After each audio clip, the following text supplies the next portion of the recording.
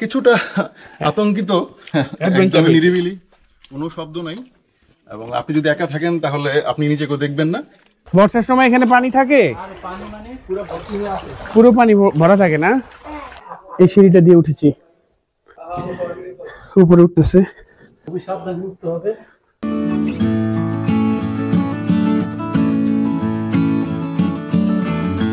কিছু কিছু জায়গা এত সরু যে দাঁড়ানোর কোনো অবস্থা নাই। আজ আমি যাচ্ছি বান্দরবনের আলীকদমে এক গুহার সন্ধানে, যেটি ঘিরে আছে রহস্য আর সৌন্দর্য। নাম তার আলীর গুহা।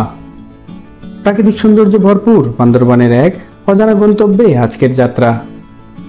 আপনাদেরকে দেখাবো আলীর গুহা, যেখানে পা রাখেনি অনেকেই।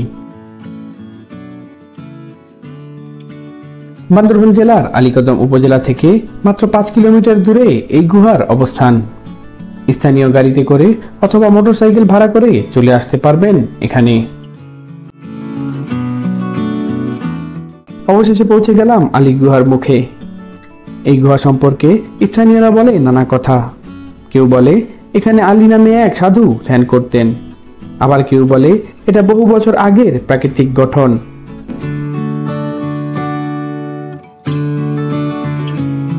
আমরা কিন্তু আলীর গুহার কাছে চলে আসছি। আর এই যে আলীর গুহার যে সিঁড়িটা আছে, ওই যে সিঁড়িটা, এই সিঁড়ি দিয়ে আমরা উপর থেকে নিচে নেমে আসছি। আর এখন আমরা আস্তে আস্তে ওই ভিতরে যাব। আমাদের সাথে ছোট ছোট কিছু 2জন বাচ্চা আছে, ওরা আমাদেরকে নিয়ে যাবে। ওই যে মানে ওরা আমাদের গাইড। এই তোমাদের নাম কি? রাস্তাটা একটু পিচ্ছিল, পুরো রাস্তা জুড়ে কাদা। এই যে এইভাবে কাদা। আমরা খালি পায়ে আসছি। বর্ষাকালে অবস্থাটা মনে হয় আরো বেগতিক থাকে। তো এই গুহাটা অনেকেই যখন যারা আলীকদম আসেন তারা কিন্তু এই গুহাটা দেখতে আসেন। একদম পিচ্ছিল একটা পথ। এই যে গুহার ভিতরে যাচ্ছি। তোমাদের নাম কি? অনিক আর তাহান। বর্ষার সময় এখানে পানি থাকে, পুরো পানি ভরা থাকে না? বর্ষার সময় কি লোকজন আসে এখানে? যখন পানি থাকে তখন লোকজন আসে না? না, শুধু বেশি হলে হ্যাঁ নৌকার মধ্যে করে আসে। হ্যাঁ, তাহলে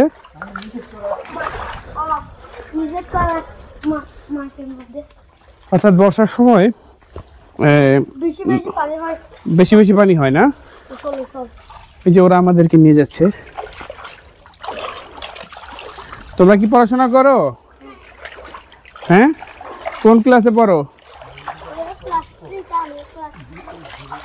ক্লাস 3-তে। গুহাটা দেখেন, একদম এত চমৎকার একটা গুহা, ঝিরি পথের মতো।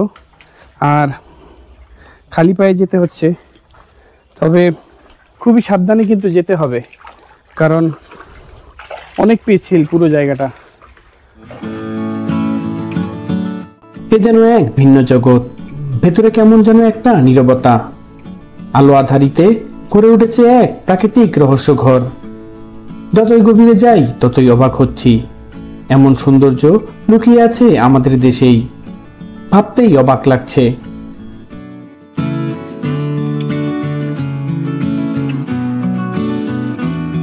এই যে এখানে চলে আসছি। আর এখান থেকে এই যে 2টা রাস্তা, একটা হচ্ছে এইদিকে আর একটা হচ্ছে এই দিকে। এই 2 রাস্তার এই রাস্তা দিয়ে আমাদের যেতে হবে। এই রাস্তার ভিতর দিয়ে সামনে হয়তোবা ব্যবস্থা আছে, তবে একদম সরু রাস্তা। ওইখানে সিঁড়ি আছে, ওই যে সিঁড়ি, ওই সিঁড়ি দিয়ে উঠতে হবে।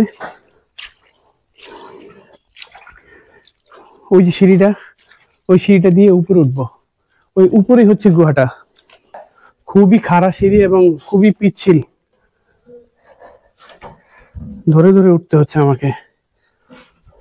এই যে রাস্তা 2 পাহাড়ের মাঝখান দিয়ে, আর ওই যে নিচে এই সিঁড়িটা দিয়ে উঠেছি। ভিতরে একদম অন্ধকার, দেখার কোনো অবস্থা নাই। ওই যে আমার সাথে আসছেন সুজন ভাই আসতেছেন, ওই যে উপরে উঠতেছে। খুবই সাবধানে উঠতে হবে। খুবই সতর্কতার সাথে ওঠা উচিত। জানি না ভিতরে দেখা যাচ্ছে কিনা, কিচ্ছু দেখা যাচ্ছে না একদম ভিতরে। ভিতরে যাব এখন, লাইট জ্বালাতে হবে। আমার সাথে আরো 3 জন আছে, আমি একা না, আরো 3 জন আছে। ওরাও আসছে। এই যে যাচ্ছি আমরা, আর আমার সাথে আছে ওই যে 3 জন, এরাও আসতেছে। হাই, ওই যে 3 জন। খুবই ডেঞ্জারাস জায়গা। আর আমরা সামনে কিছু দেখতেছি। এই গুহা শুধু একটা দর্শনীয় স্থান নয়, বরং একটা অনুভূতি, একটা অভিযান। আলীর গুহা আমাকে শিখিয়েছে প্রকৃতি কত বিস্ময়কর হতে পারে। এই চিপার ভিতর দিয়ে ঢুকতে হবে। উপর থেকে আমি নেমে আসছি, ওখানে বেশি দূর যাওয়া যায়নি, খুবই খারাপ অবস্থা। তো আমার সাথে আরো যে 2 জন আছে, ওরা নামতেছে। ওই যে নামতে খুবই কষ্ট, কারণ বোঝা যাচ্ছে যে নর্মাল, কিন্তু সিঁড়ি খুব খারাপ। মানে নামাটা আর ওঠাটা দুইটাই খুব রিস্ক, কারণ সিঁড়িটা যে দিচ্ছে, সিঁড়িটা কিন্তু একদম এইভাবে পা রাখা যায় না, 2 হাত দিয়ে শক্ত করে ধরে উপরে যেতে হয়। আর উপরে যাওয়ার পরে বেশি দূর ঢুকতে পারিনি, খুবই অন্ধকার, আর একটা জায়গায় যে একদম বন্ধ হয়ে গেছে। তো ওরা নেমে আসতেছে উপর থেকে। নার্ভাস লাগতেছিল, কিছুটা নার্ভাস ছিলাম, কারণ সিঁড়ি দিয়ে ওঠা এবং নামাটা, বিশেষ করে নামাটা ভয়াবহ ছিল। খুব পিচ্ছিল এবং মানে ফিজিক্যালি খুব ফিট না হইলে এ ধরনের জায়গায় যাওয়াটা আসলে বাঞ্ছনীয় না।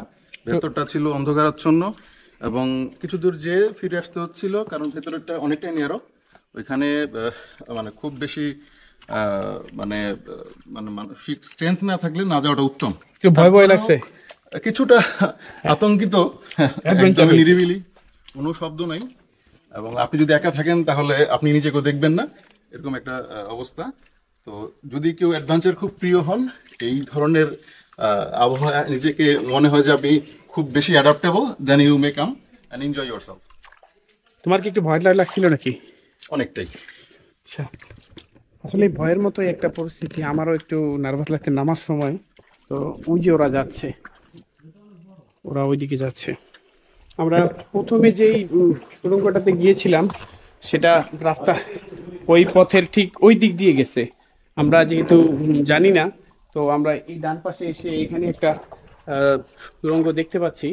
এখানে একটা সিঁড়ি আছে, এই সিঁড়িটা দিয়ে উপরে ওঠা যায়। তো আমরা একটু দেখি ওখানে যাওয়া যায় কিনা। তো ওইদিকে গেলে বোঝা যাবে যে যেতে পারি কিনা। ওইখানে ওই যে একটা সিঁড়ি দিচ্ছে, এটা সম্ভবত উপরে ওঠার ব্যবস্থা রাখছে, বা গুহার ভিতরে যাওয়ার একটা ব্যবস্থা।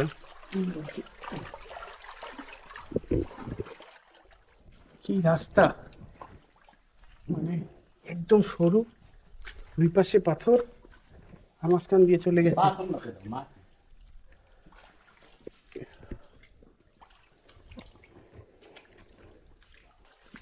ওইখান দিয়ে একটা গাছ পড়ে পুরো রাস্তাটা কিন্তু বন্ধ হয়ে গেছে।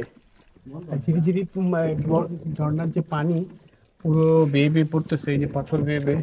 এতে পারবো কিনা জানি না, চেষ্টা করে দেখি। আসা যাবে?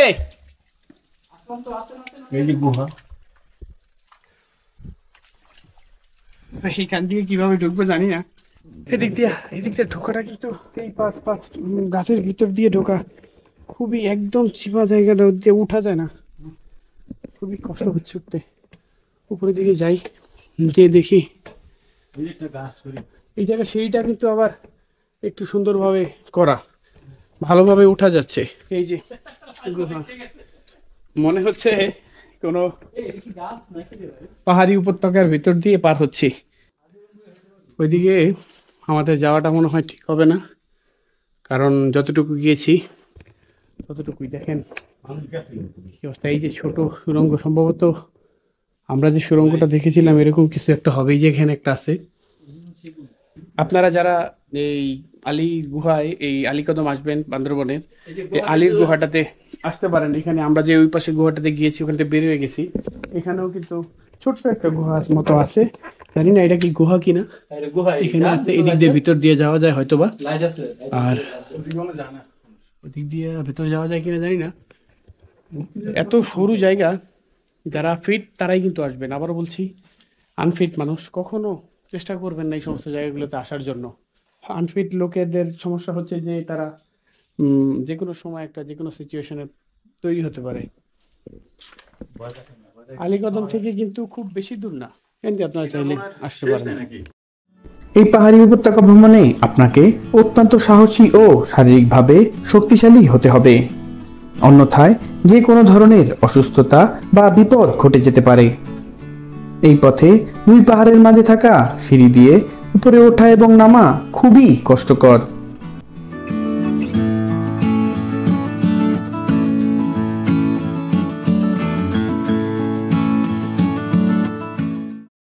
এই ধরনের এক্সপিরিয়েন্স আমার লাইফে প্রথম, কারণ এরকম এত সরু দুই পাহাড়ের মাঝখান দিয়ে আমি আমার লাইফে কখনোই যাই নাই, এই প্রথম আসছি। অ্যাডভেঞ্চার হলেও কিছুটা কষ্ট এবং কিছুটা রিস্কও আছে। আসলে জায়গাটা কিছু কিছু জায়গা এত সরু যে দাঁড়ানোর কোনো অবস্থা নাই, যে আমি পা রাখবেন ভিতরে সহ ওইদিকে আরো কিছু আছে।